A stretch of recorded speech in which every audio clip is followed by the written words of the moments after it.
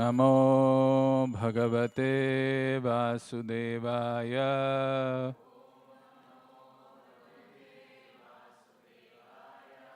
ओम नमो भगवते वासुदेवाय।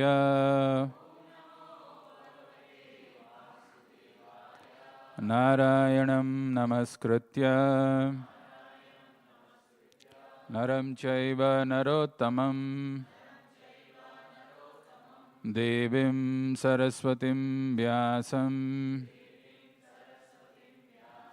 ततो जयमुदीरये। नष्टप्रायेषु अभद्रेषु नित्यं भागवत सेवया भगवती उत्तमा श्लोके भक्तिर्भवति नैष्ठिकी।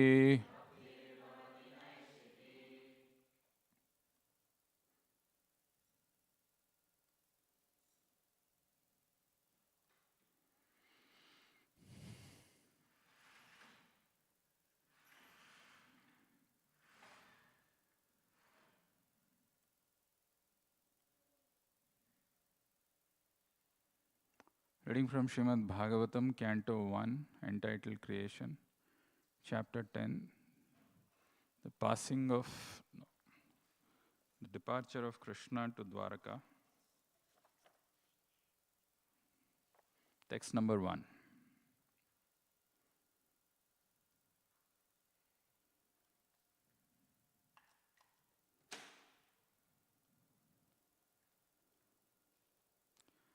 Saunaka uvacha hatva svarikta spradha atatayino yudhishthiro dharma vratam varishthah sahanujai pratyavaruddha bhojanah katham pravritta kimakarshit tatah.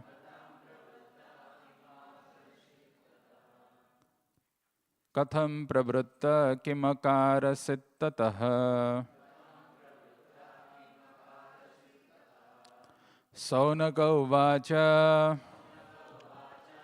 hatva swarikta spradha atatayino yudhishthiro dharma bhratam varishthah sahanujai pratyavaruddha bhojanah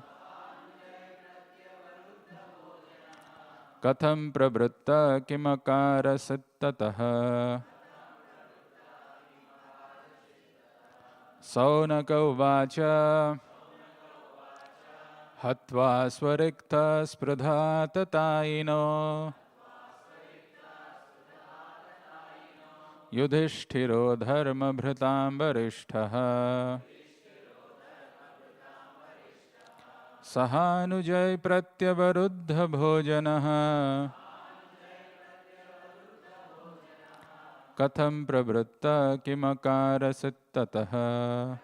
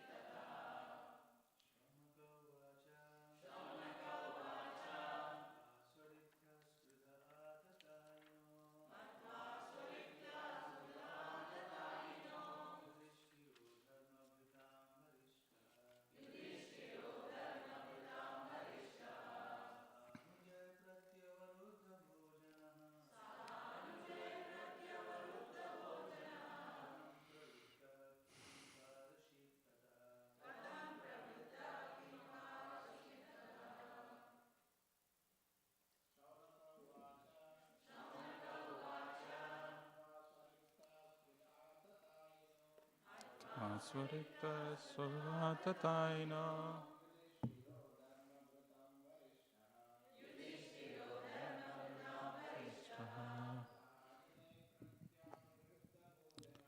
Sahanujay Pratyabaruddha Bhojanaha Katham Prabhrata Kimakara Sittataha Saunaka Uvacha Hatva Swarikta Spradha Tataino Yudhishthiro Dharma Bhritam Varishtaha Sahanujay Pratyavaruddha Bhojanaha Katham Prabhrata Kimakara Sittataha. Synonyms: Saunaka Uvacha. Saunaka inquired. Hatva, after killing. Swariktaha, the legal inheritance. Spradha, desiring to usurp. Atatayinaha, the aggressor. Yudhishthiraha, King Yudhishthira. Dharma Bhratam, of those who strictly follow religious principles. Varishtaha, greatest. Sahanujaihi, with his younger brothers. Pratyabaruddha, restricted. Bhojanaha, acceptance of necessities. Katham, how. Pravrittaha, engaged. Kim, what. Akarasit, executed. Tataha, thereafter. Translation and purport by His Divine Grace A.C. Bhaktivedanta Swami Srila Prabhupada. Translation. Saunaka Muni asked, after killing his enemies who desired to usurp his rightful inheritance, how did the greatest of all religious men, Maharaj Yudhishthir, assisted by his brothers, rule his subjects? Surely, he could not freely enjoy his kingdom with unrestricted consciousness. Translation with repetition. Saunaka Muni asked, after killing his enemies who desired to usurp his rightful inheritance, how did the greatest of all religious men,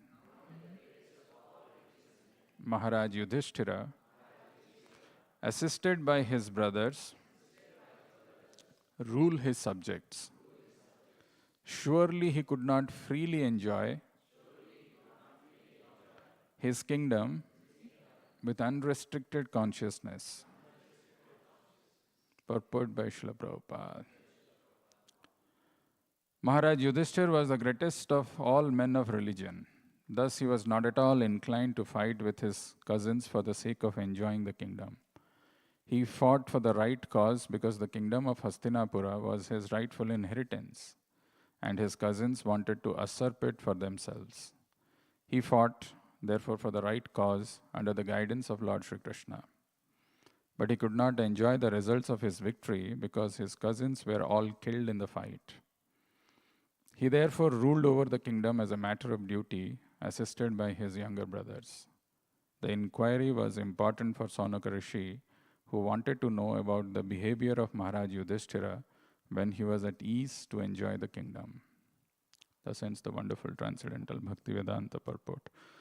Om Ajnanatimirandhasya Jnananjana Shalakaya Chakshurunmilitam Yena Tasmai Shri Gurave Namaha Nama Om Vishnu Padaya Krishna Pristhaya Bhutale Srimate Bhakti Vedanta Swaminiti Namine Namaste Saraswate Deve Gauravani Pracharine Nirvishesha Sunyavadi Paschatya Deshatarine Jai Shri Krishna Chaitanya Prabhu Nityananda Shri Advaita Gadadhara Srivasadi Gaura Bhakta Vrinda Hare Krishna Hare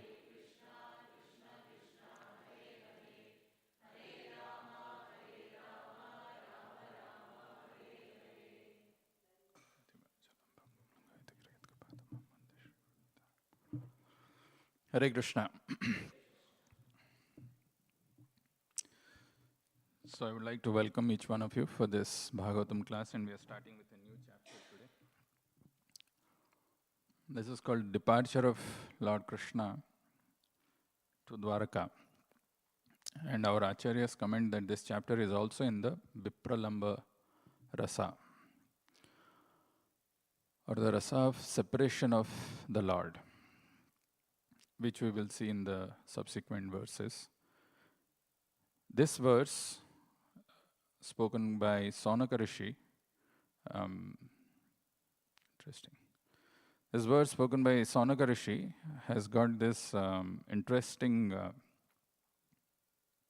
underlined message which says if a person is endowed with all kinds of facilities to enjoy, how does he behave? Okay. Hatva swariktha spradha atataino yudhishthira dharma vratam varishtaha sahanujai pratyabaruddha bhojanaha katham pravrittah kimakarasit tatha. Hatva is to kill. So we saw that in the previous chapter how Yudhishthir Maharaj was so repentant, how he was so remorseful, and that is how Krishna made this arrangement so that Yudhishthir along with all his brothers could hear the lessons from the great Mahajan Bhismadev. The glorious passing away of Bhismadev. So wonderful, exalted. What prayers, what mood he had. We saw all of those. So now Saunaka Rishi has got a natural interest, inquisitiveness to know. Some things in Bhagavatam, some chapters span over few kalpas, few yugas. And there are some incidences which are like very, very small. I mean, this battle of Kurukshetra is over. Few days, Bhismadev was lying, and then he has given this sermon. That was one chapter. Now there's a whole chapter where Krishna is going to Dwaraka. So this is the separation of Puravasis, or the Hastinapur residents, how they will be feeling intense separation when Krishna is leaving them. Some of the verses spoken by the women in Hastinapur is considered to be more glorious than the Vedic hymns that we will see. And then there is another chapter, the 11th chapter, where Krishna is entering Dwaraka. Very small incidences. But Bhagavatam zooms in to say that there are certain very important aspects which we should pay importance to. So, Hatva Swarikta Spradha Atataino Yudhishthira Dharma Bhratam Varishtaha Sahanujai Pratyavaruddha Bhojanaha Katham Pravrittaha Kimakara Sittataha. Swariktha has translated by Prabhupada as the legal inheritance. As we all know, Kauravas had all the evil intention to usurp the kingdom. And the legal inheritor of that kingdom was Yudhishthir Maharaj. So he fought. Hatva, he had to kill. Hatva Swarikta Spradha Atataino. And who are these people? Atataino. Bhagavad Gita also mentions there are 6 kinds of aggressors. And they did all of those. Killing somebody's wife, putting somebody's house on fire, killing, or whatever, all those 6 kinds of aggressors which are mentioned, they did all of those. So they have to be killed. Prabhupada has given a lecture on this verse, and he says in this verse, the most important phrase is Dharma Bhratam Varishtaha, which is translated in the purport as Maharaj Yudhishthir was the greatest of all men of religion. Dharma Bhratam Varishtaha. Dharma Bhratam, who's practicing religion, Varishtaha, he's the topmost. It's not a small thing. We're all trying to practice spiritual life. We are all trying to become religious. The definition of religion differs from people to people. Right? Somebody says, I go to temple once a year on Janmashtami and I'm a very religious person. Somebody says, whenever there is a festival, I show up and I'm a religious person. Somebody says, I'm coming for Mangala Arati every day. chanting 16 rounds, I'm a religious person. But this is Saunaka Rishi addressing Yudhishthir Maharaj, Dharma Bhritam Varishtaha. Dharma Bhritam Varishtaha. People who are following the path of religion, he is considered to be the topmost. Dharma Vratam Varishtaha. That is why the name of Yudhishthir is so befitting, who is steady in the battle. Because his Dharma Vratam, he's the Varishta, he is the topmost in practicing the religious principles, very steady in his battle. Not just the literal sense, the battle which happened, but also in the battle of his life. Dharma Vratam Varishtaha. In the lecture that Prabhupada has given on this verse, Prabhupada mentions that Yudhishthir hesitated to tell a lie when Krishna asked him to say that Aswathama is killed, for Dronacharya to get killed. Yudhishthir hesitated for a moment. Apparently it looks right. Why should I tell lie? Isn't it? But why did Krishna tell that? And what exactly is dharma? Is dharma always, it refers to being truthful?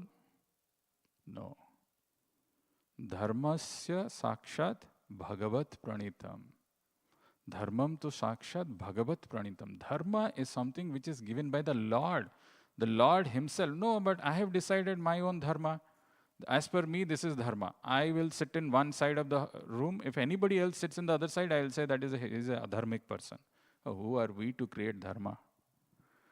If you are staying in the state of Massachusetts and you say that I will define my own laws, I will create my law, and based on that law, I will follow. Let the whole world do whatever they want to, but I'll have my own law. That won't work. The law is coming from the government. Similarly, dharma is coming from the Supreme Lord. Dharmam tu sakshat bhagavat pranitam. And who is the Supreme Lord? The Lord himself says, Aham sarvasya prabhavo matta sarvam pravartate. Or, what is that? No, not that. There's no truth which is superior to me. 7.7. Mattah parataram nanyat kinchid asti dhananjaya. Mattah parataram, there is nothing which is superior. So that Supreme Lord has given certain principles that is called dharma. Not what I feel, not this morality, not this thing, not what looks apparently good to me. And Yudhishthir is considered to be dharma bhritam varishtaha. People in this world fight for so many reasons, and they are not dharmic.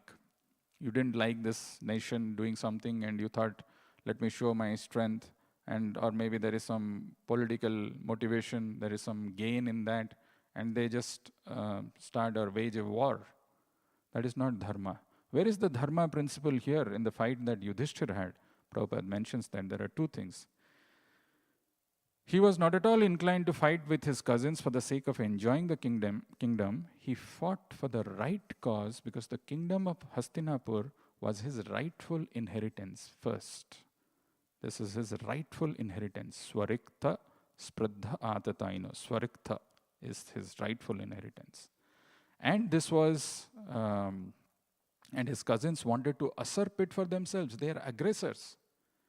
So now this battle has become a battle based on the religious principles. If you are the legal inheritor and you are being attacked by an aggressor, that time you can't say, oh, I'm a Vaishnava, I'm supposed to be non-violent. Aggressors have to be killed. So he fought.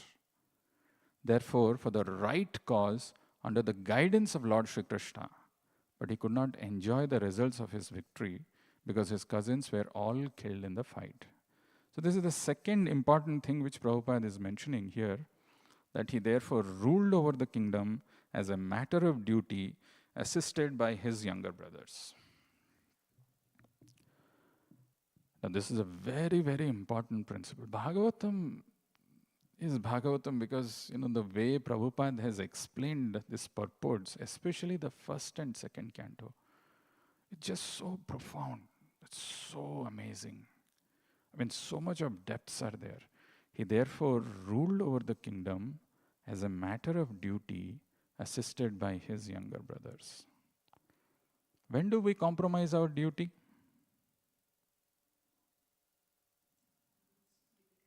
When there is difficulty, when there is little trouble in our life, when there is little this thing from our comfort, this thing, we compromise our duty. When there is apparently things that we don't like, then we give up that. But the consistency or the duty or the determination of a person is tested when he's going through reversals in life. Very easy to feel happy, Haribol, Haribol, chant Hare Krishna, be happy, take prasadam, Haribol, and go back. But when life gives us a curveball, when we are cornered in life, whether we have the determination to practice, whether we have the sense of awakening to continue our duty, is the question. And that's why he is considered dharma vratam varishtaha. And he therefore ruled over the kingdom as a matter of duty, assisted by his younger brothers. Duty takes precedence over everything else. Now, what about my children? What about my wife, husband? What about my relationship? What about my other responsibilities? They're all secondary. He therefore ruled over the kingdom as a matter of duty, assisted by his younger brothers. And in the next line, which I would say the most powerful line, which is the last line of this purport, where Prabhupada is saying, the inquiry was important for Saunaka Rishi, who wanted to know about the behavior of Maharaj Yudhishthir when he was at ease to enjoy the kingdom. It's one thing when you are practicing spiritual life when things are not going right, or when you have taken up to this path of devotion because you are in want of some material gain or relief. Good, fair, you have come. What do you do when you have got everything fulfilled? All your needs are met. All the desires that you have been fulfilled to the fullest extent. How do you behave? The inquiry was important for Saunaka Rishi, who wanted to know about the behavior of Maharaj Yudhishthir when he was at ease to enjoy the kingdom. When there is no facility to enjoy, then it's very easy to say, I am renunciant. What to do? I'm a very, very sattvic person.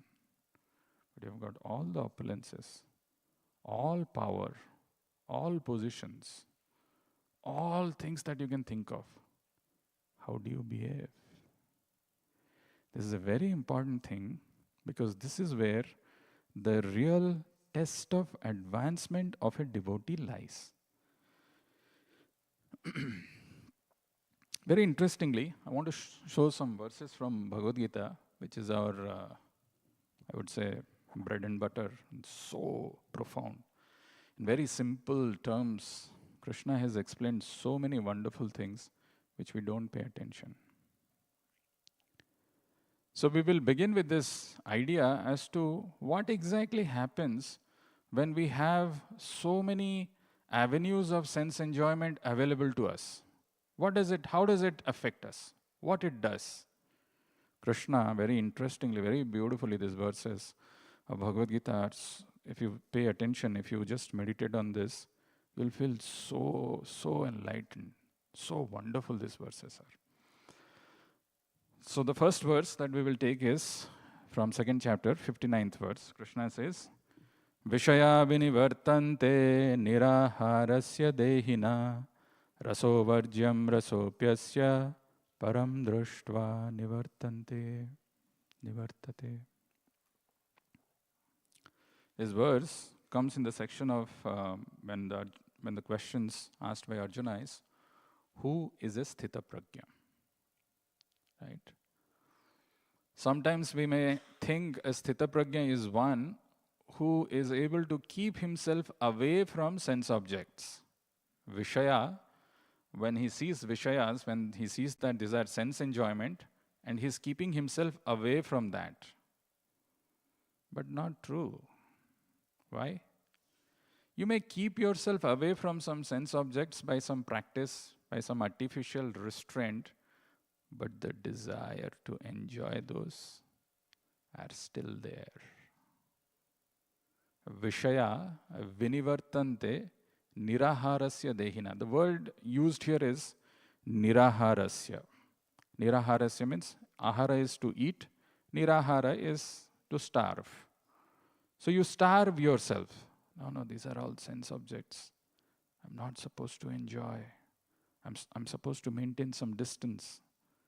Vishaya vinivartanta. And you want to, Vishaya is sense objects, and you want to maintain a distance. Vishaya vinivartante niraharasya dehina. But inside, deep within, that rasa is there. And that rasa actually drives the senses. This rasa is like those samskaras, deep impressions which are there in our subconscious thing, in our chitta. Just that the sense objects are not available to us, so I'm not indulging. The moment it comes, the moment I have all the facilities, all the money, all the things in my disposal, bhakti gaya bhaad mein. Isn't it? We run away. Vishaya vinivartante niraharasya dehina rasavarjam rasopyasya. Why we do every activity that we do? Because we are looking for rasa. And if the rasa is not satisfied in the spiritual world, in the spiritual things, we look for rasa outside. Because that rasa we have already experienced. That rasa has some attraction, attachment. That is not gone. It is not dried inside our heart. It is there. It's like the horses who are not fed for some time are very weak. But again, when you feed the horses, they get strength. And then they will again become active. Rasovarjyam rasopyasya param drushtva. What do you do? How do you get rid of this? Very beautiful. The answer which the Lord is giving is param drushtva nivartate. Param drushtva. Param means the Supreme Lord. When you experience transcendental happiness, drushtva is literally means to see, but it is to perceive, experience. When you experience happiness in transcendental subjects. And how do you experience that? Where does it, how do you know that there is something like that which exists? Param drushtva nivartate. Very interestingly, Bhagavad Gita talks about this in one verse in 5th chapter.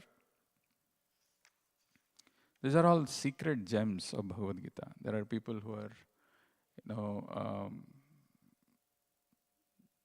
there are people who are interested to advance in spiritual life.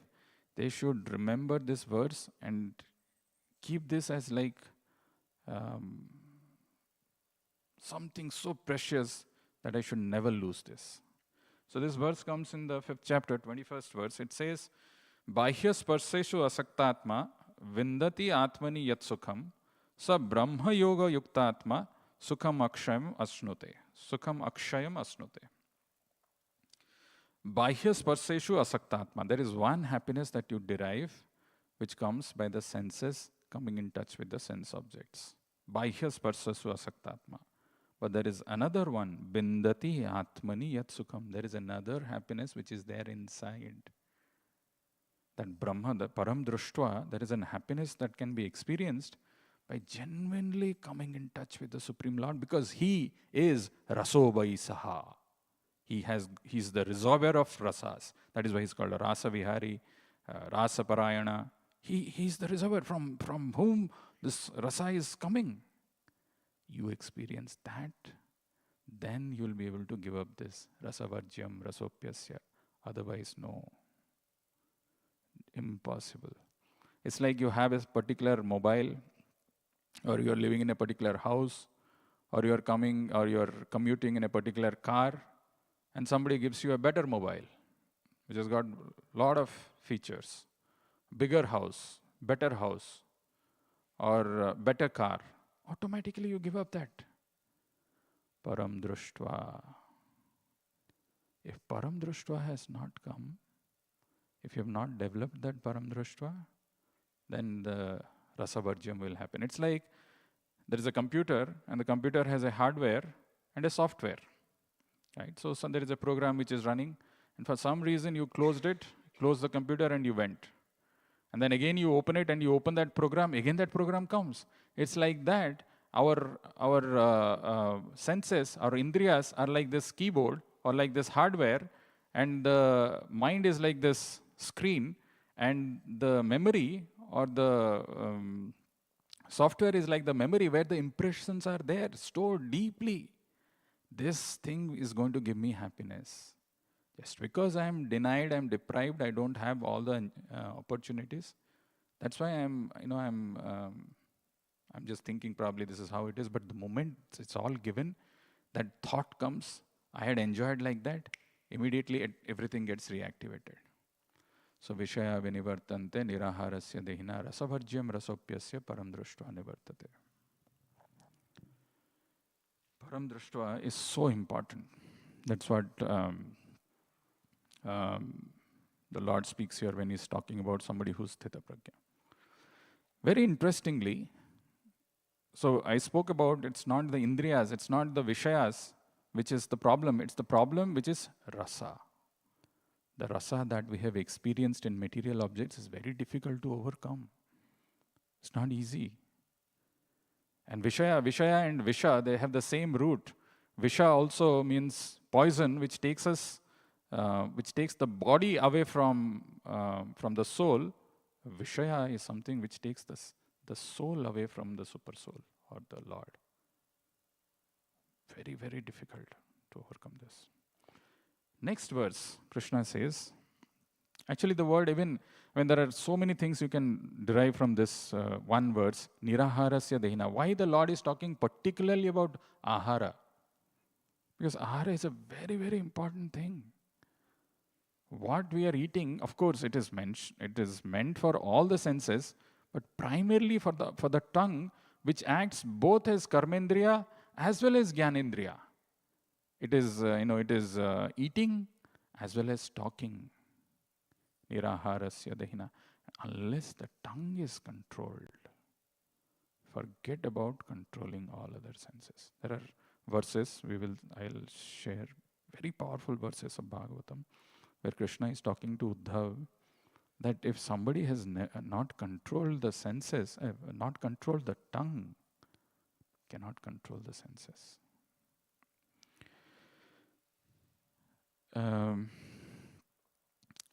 This is the verse which I was mentioning. Tavad jitendriyo na syad vijitendriya puman na jayat rasanam yavaj jitam sarvam jiterase. If a person has not controlled his tongue, he cannot control any of his senses. But if he has learned the art of controlling the tongue, everything else can be controlled. Na jayat rasanam yavaj jitam sarvam jiterase. Let's go to the next verse. What Krishna says after this. He says, Yatato hi api kaunteya purushasya vipaschitaha indriyani pramathini haranti prasabham manaha. This is again a very beautiful verse. Yatato hi api kaunteya. So he's telling that unless param drushtva happens, unless you experience the higher taste, which is, param is actually referring to transcendental, something spiritual. Unless you experience that, this rasa will not go. Then he's telling, Yatato hi api kaunteya purusasya vipaschitaha. Vipaschita means a man of discrimination, a man of knowledge. A man of knowledge who's trying to control his senses. Yatato hi api kaunteya. Yatato is who's endeavoring. Yatato hi api kaunteya purusasya vipaschitaha indriyani pramathini. The indriya, the senses, they churn inside. Pramathini, maddening. Anywhere else you have heard this word, pramathi?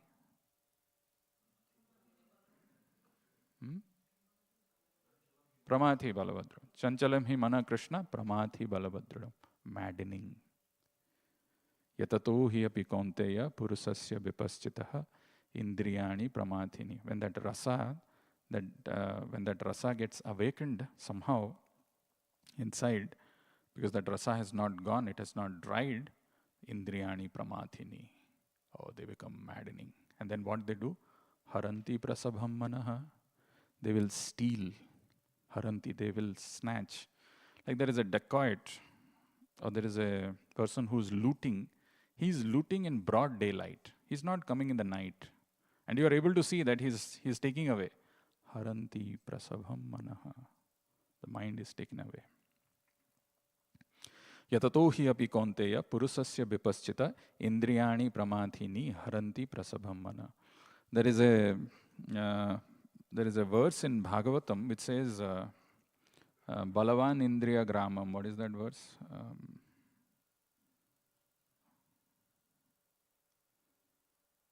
Very nice verse. Never ever think that your senses are under control. You become Vijitendriya. Never. We can never trust our senses. That's why it is telling Indriyani Pramathini. And that's why the verse of Bhagavatam, which is so important, Balavan Indriya Grama. Yeah, that is the one. 9.19.17. Matra swastra duhitrava na abhivakto asano bhavet balavan indriya gramo vidvamsam api karshati. So it is telling, Bhagavatam's instruction is so powerful. Abhivakto asano bhavet. Asana, a seat which is not divided. I mean, it's a undivided seat, like a seat where if you are sitting next to even your matra, mother, swasra, sister, duhitra, one's own daughter. You have to be careful.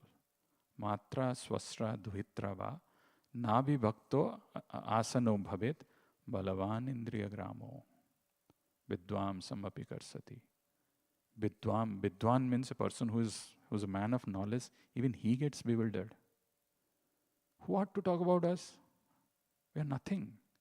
There is that story which I have shared once probably. Story of the great Rishi Jaimini.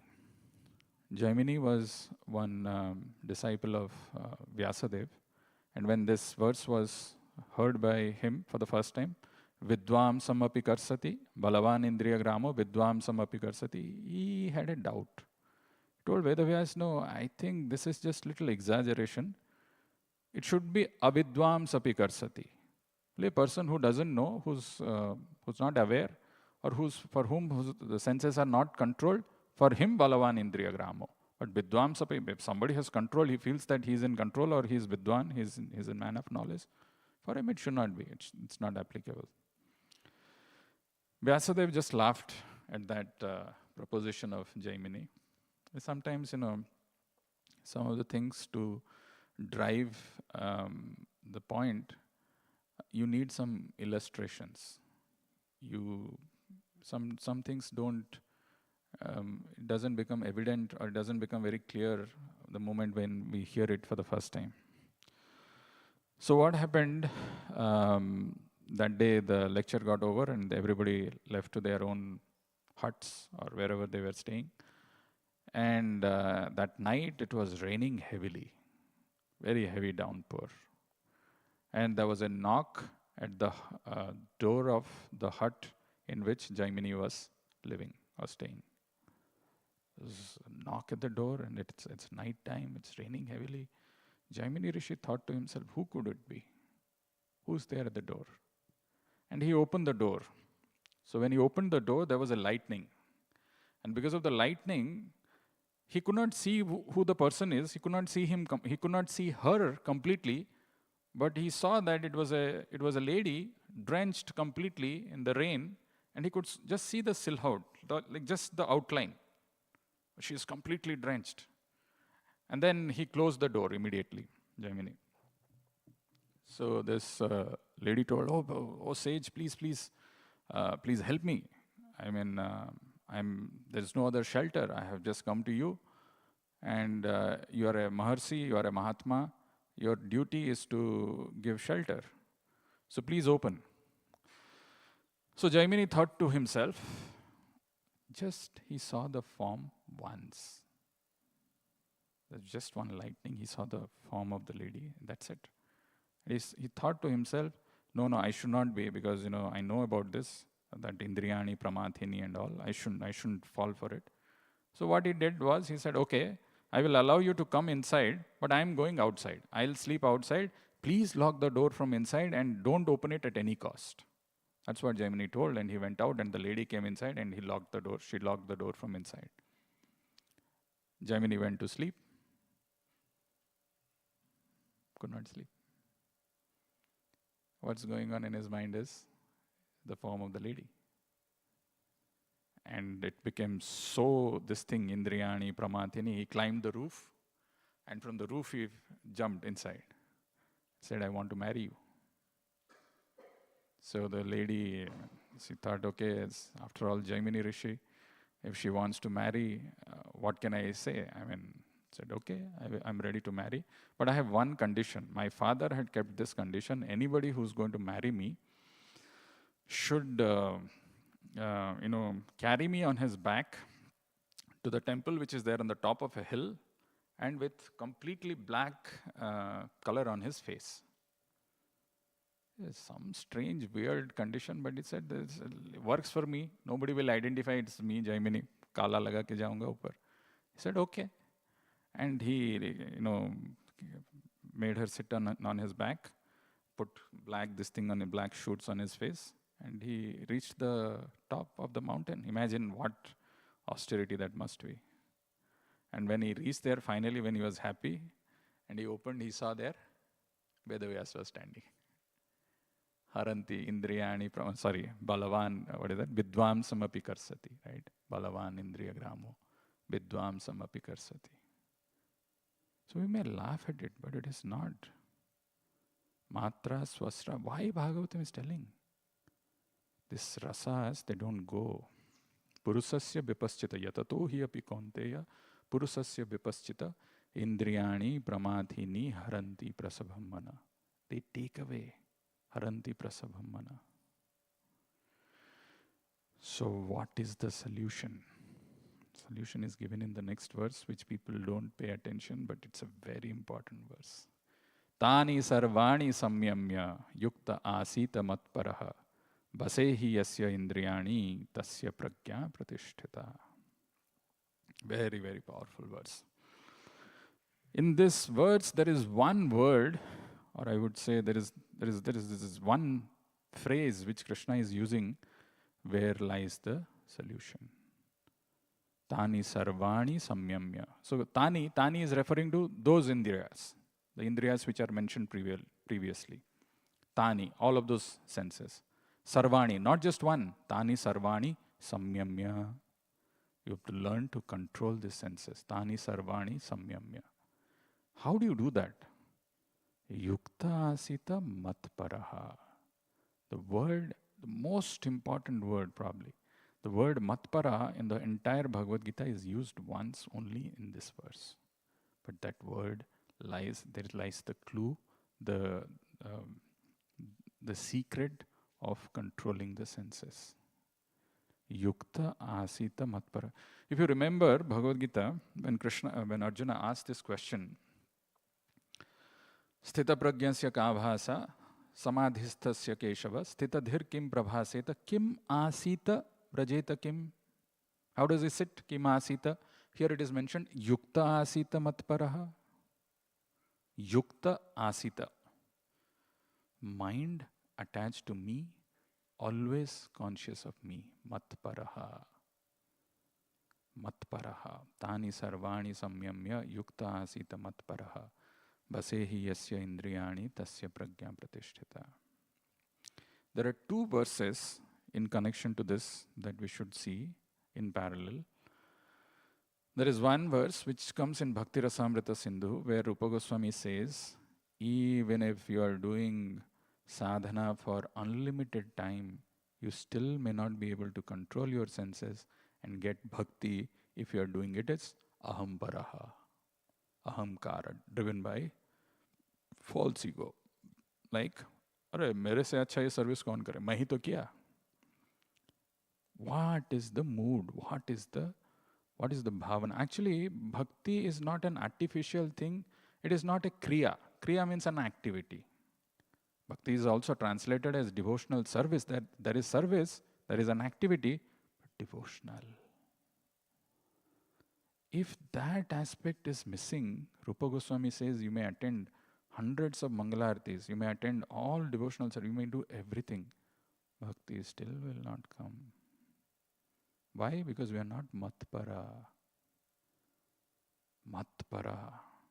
If you are not conscious of Krishna while doing the service, some other motive is there behind that. कौन लाया ये सब? और कौन था साथ में? ये तो कौन कैसे होता है ये? जो लगाया वो लगाया, कौन लगाया? So for what we are doing this? What is the motive? Bhakti is not, as I said, it's not an activity. The Lord is completely Chetan. I mean, He is completely conscious. And He is seeing our consciousness inside. If that matpara thing is missing, and it is ahampara, finished. 18th chapter, very nice verse. Actually, these verses you should see and read in connection. 18th chapter, there is a verse which Krishna speaks. He says,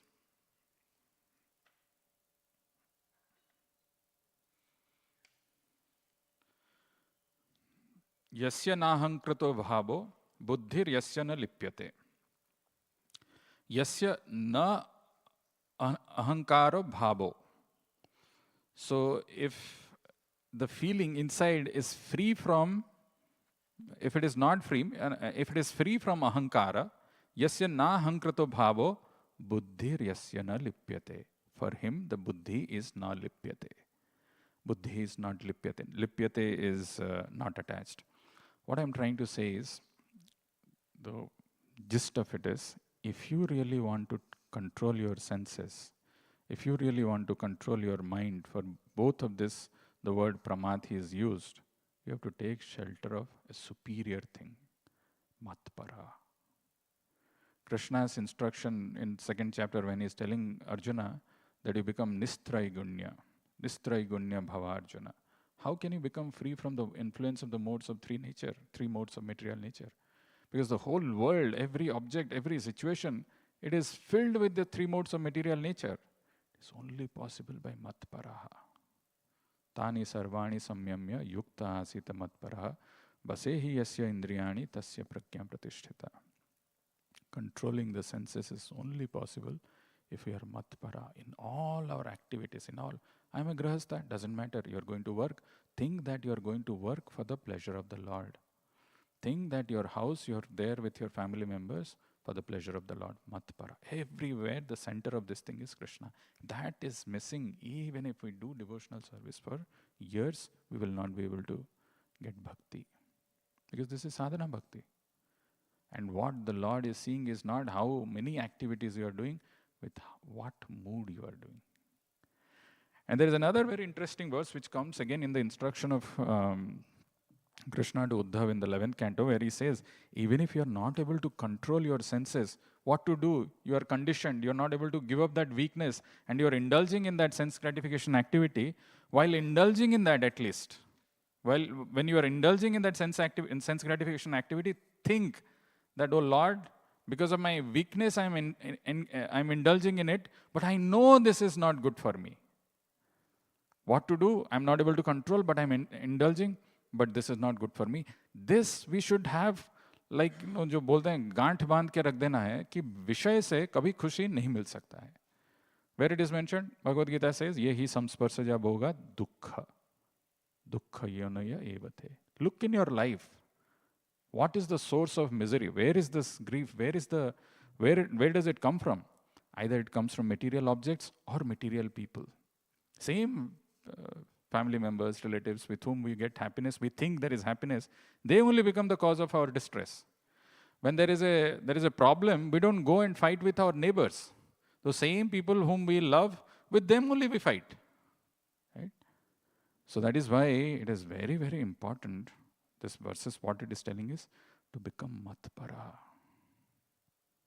Matpara. Tani sarvani samyamya yukta asita matparaha Vasehi yasya indriyani tasya pragya pratishtita. That is why the question asked by Saunaka Rishi is so important.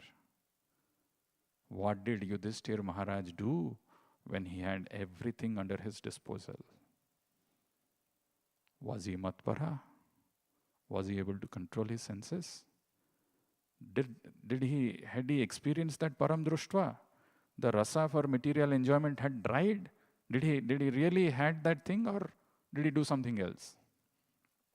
Right? If that doesn't come, and if we are driven by ahankara, ahamparaha, ahankara, then we will be very, so that chetana has to awaken inside. If that chetana is not awakened, we do in a sleeping state, we enjoy our material, these things. But if that chetana is awakened, like what that instruction of Uddhava, I don't know if I didn't put that verse, but that instruction of Uddhava, where it is mentioned that when, at least if you're not able to control, know for sure that you're indulging, and this is a source of misery. Right? We will conclude with one last thing, because today is Panihati, and one important instruction from the episode of Panihati we will see, and we will conclude. So Panihati, yesterday we, in the announcement, in your ICVK, this thing, it was mentioned that it is called Festival of Punishment, Danda Mahotsav. Huh? Sweet ho, sweet ho, jo bhi ho. Punishment hai, punishment hai. Danda matlab punishment. खाली sweet होने से हम लेंगे, बाकी नहीं लेंगे. The importance of punishment in our life. Panihati festival, the pastime we hear every time, right? Which we will hear again today in the evening. And there is still something new to learn in that. But see the pretext. It's a festival of punishment. And I want you to think of a verse. I want you to understand one very important verse, very nice verse, which is spoken by the Lord, which comes in the 3rd canto of Srimad Bhagavatam.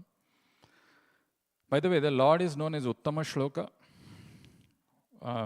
We chant this verse, Nashtaprayeshu Abhadreshu, Nityam Bhagavata Sevaya, Bhagavati, Uttama Shloke, Bhaktir Bhavati, Nashtike.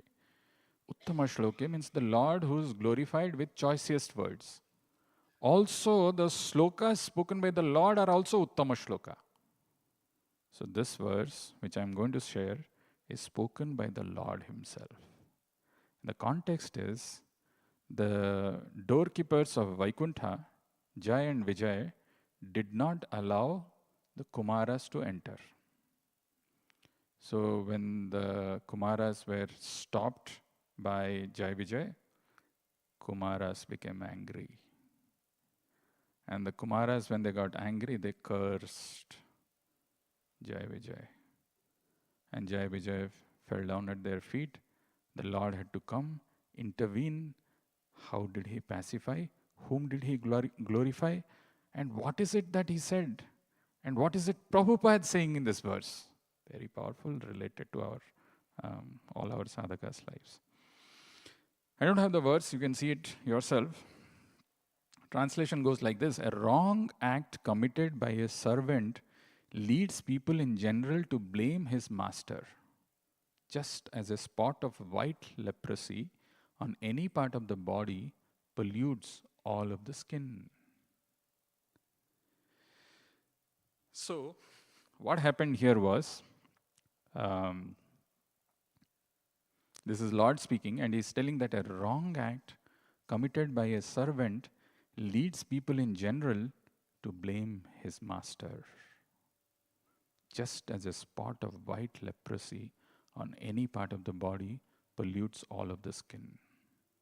And Prabhupada's purport begins with a Vaishnava, therefore, should be fully qualified. The word therefore is used in the first sentence. One should ask, why did he use the word therefore? Because the translation says, a wrong act committed by a servant leads people in general to blame his master. You do a wrong thing, who's blamed? Who's his master? So if we do a wrong thing, if you do good things, everybody will say, oh, so and so did right thing. But if you do one wrong thing, they will say, ISKCON wala.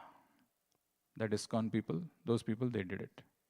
Really, ISKCON people, all of them? They don't say that, this person did it. All this ISKCON wala. Why? So that is why Prabhupada is saying a Vaishnava therefore should be fully qualified. A Vaishnava therefore should be fully qualified. As stated in the Bhagavatam, anyone who has become a Vaishnava has developed all the good qualities of the demigods. Now in this verse, if you see, and I'll see little more, I'll come, but if you read this verse, there is the Lord who's chastising someone and who's glorifying someone, or there is a chastisement and a glorification which has happened. And Prabhupada is saying, whom do you chastise and whom do you pacify? Suppose somebody is angry. आप angry हो, मैं बोला कुछ आपको गुस्से में आया, जगन्नाथ तीर्थदास, अच्छा. So if you are angry and if I start telling, no, Jagannath Prabhu, you sing so amazingly and you make so nice prasadam, you do the dressing of Prabhupada so nicely. नहीं, मैं अभी भी गुस्सा में हूँ, अभी मैं क्या है, ऐसा कोई बोल सकता है क्या? So when you pacify somebody, person becomes naturally quiet, even if he's angry. But Prabhupada, in this context, or it's maybe the commentary on this purport, whom do you pacify? Whom do you chastise? You pacify a person or you glorify a person who is a guest. You chastise a person who is a servant. Actually, the mood should be, we should be ready for chastisement always. Doesn't matter whether it comes from the top, from our equals, or somebody who's below us.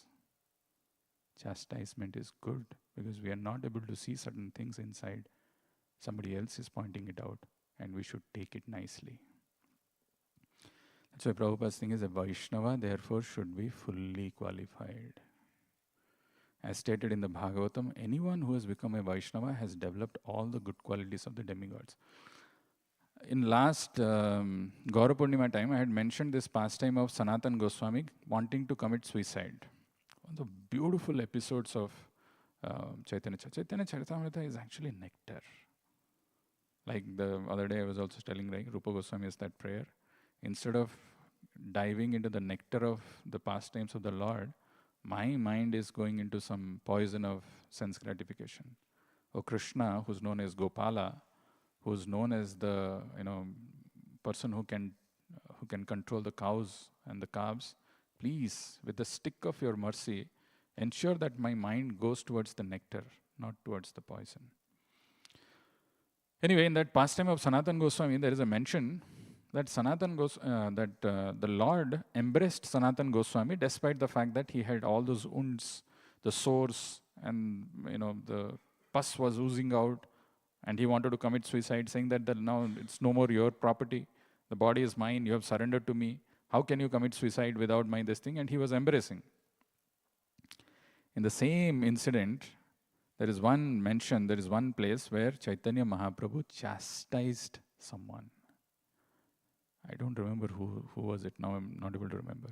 And Sanatana Goswami was thinking, how good fortune, what wonderful fortune that devotee has. He's getting chastisement from Chaitanya Mahaprabhu. Whereas look at me, the Lord is trying to embrace me. It's the mood. A Vaishnava therefore should be fully qualified. How much we are willing to receive feedback. आते के ही अरे माता जी सोए आप बात कर रहे थे क्या मैं नहीं मैंने आज तक कभी नहीं किया इसे आप शायद गलती से किसी और को देख रहे होंगे अरे नहीं वो शायद आप ही नहीं आप जैसे दिख रहे थे शायद कोई होगा आपके जरा है कोई और so basically our life, how willing, how open we are to improve ourselves. Because when we say we are servants or we are devotees of Srila Prabhupada, if anything we do wrong, who is blamed? Prabhupada. Because a wrong act committed by a servant leads people in general to blame his master, just as a spot of white leprosy on any part of the body pollutes all of the skin. So this chastisement, this punishment, the punishment, what is it? Danda Mahotsav, festival of punishment is a significant one because there is always scope for improvement for each one of us inside. And unless one develops the mood, the etiquette, we remain with all our ahankaras, ahampara, and we will not become matpara, and we will continue to live and do things, but not much will happen. A devotee should always see that his Vaishnava qualities increase with the advancement of his Krishna consciousness. A devotee should be blameless because any offense by the devotee is a scar on the Supreme Personality of Godhead. Mind you, any offense, a devotee should be blameless because any offense by the devotee is a scar on the Supreme Personality of Godhead. The devotee's duty is to be always conscious in his dealings with others, especially with another devotee of the Lord, because this Vaishnava aparad is the biggest impediment in our bhakti. So we'll stop here. We will see what exactly happened in Panihati pastime in the evening. But these are some of the important points from this verse. Anybody has any questions? Anything to ask? Okay, let her ask. Then we'll come to you.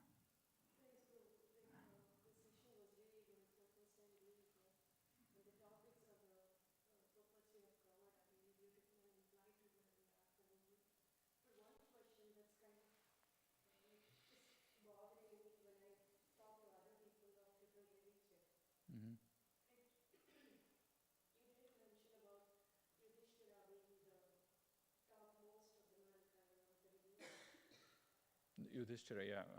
Dharma Vrata Pravishta. Yeah. Varishta. Dharma Vrata Varishta, yeah.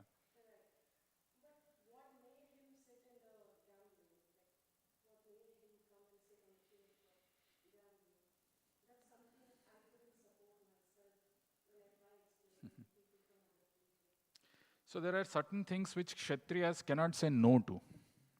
When they are invited for a battle or when they are invited to have a fight, they have to accept. Or when they are invited to play like this gamble or chess, they have to accept. Knowing very well probably that he's going to lose or probably the cunningness is there on the other side, he just did his duty.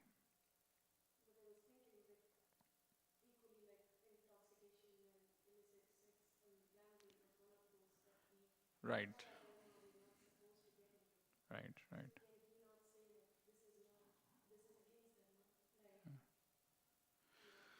I mean,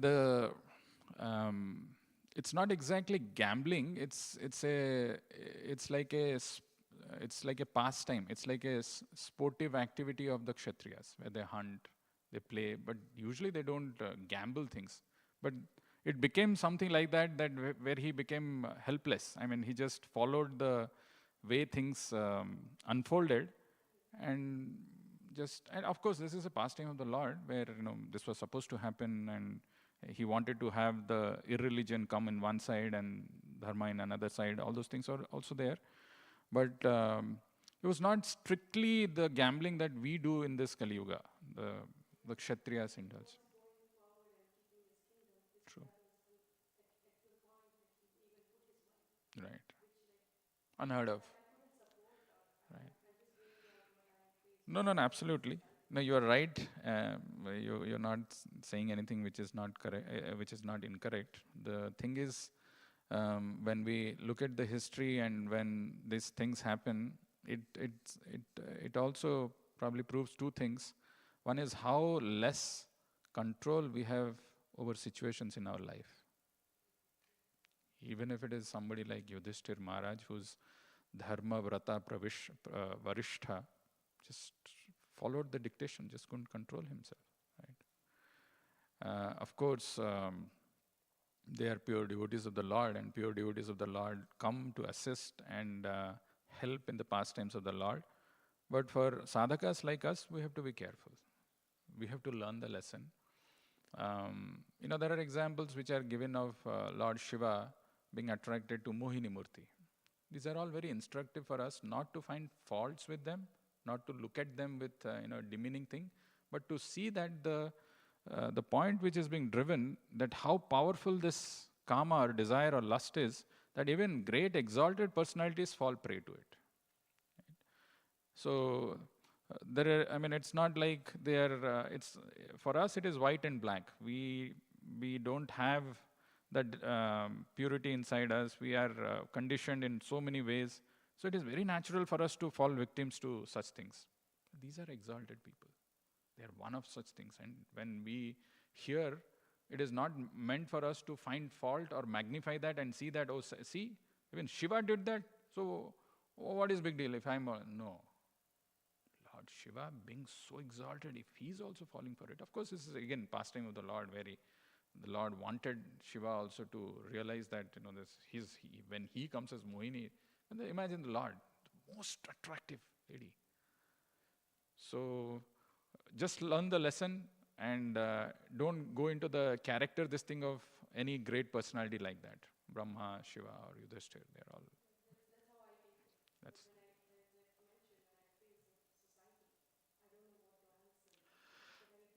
see, society, we are not responsible to answer to everybody.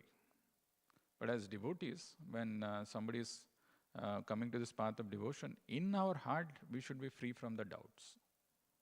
Or if somebody has that doubt, we should give them the right answer. Not for everybody. People outside, they can say anything that they want to. They can conclude anything the way they want to, which suits their mind or thinking.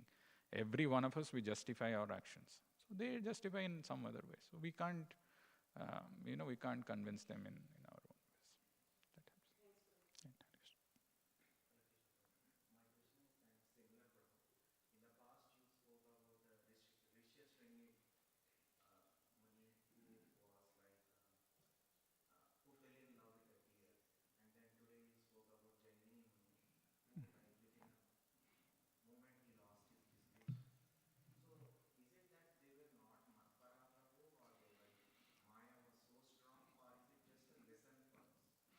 It's a lesson for us. Of course, there is another thing which comes is pride.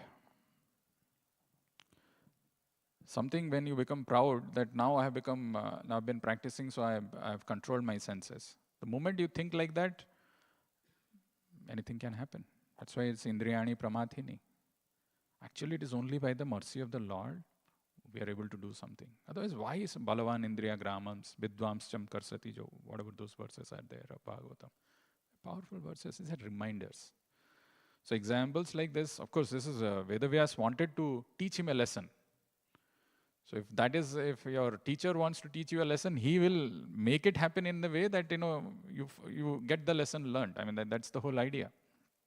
But more importantly, never ever be proud of this fact that you have become advanced and you don't need any mercy or help of the Lord to control your senses and things like that.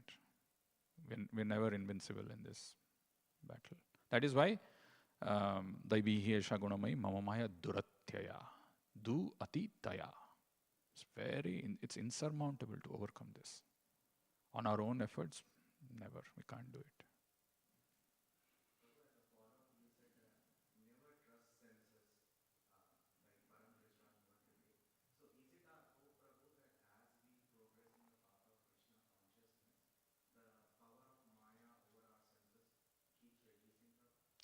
No, basically, the samskaras that we have fed ourselves, or which is already there inside, where we have developed a rasa of enjoying material objects, has to be replaced with a new samskaras, where the senses are being are trained or are given this rasa of experiencing spiritual objects.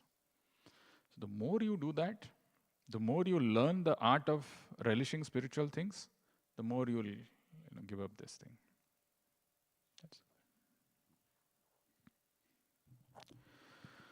So these are some of the very interesting, important verses of Bhagavad Gita and Bhagavatam. If you hear, if you meditate, if you go into the depths of this, very, very profound. Because bhakti is not, as I mentioned, it's not a kriya, it's not an activity. It's a thing of the heart. It's a transformation of the heart, right? And the Lord is not seeing what activity we are doing. He's seeing what consciousness we are having in the heart. And if we develop the right attitude and try to become matpara in life, we will definitely make quick progress in our spiritual life. We'll stop here. Granthra Srimad Bhagavatam ki Jagadguru Srila Prabhupada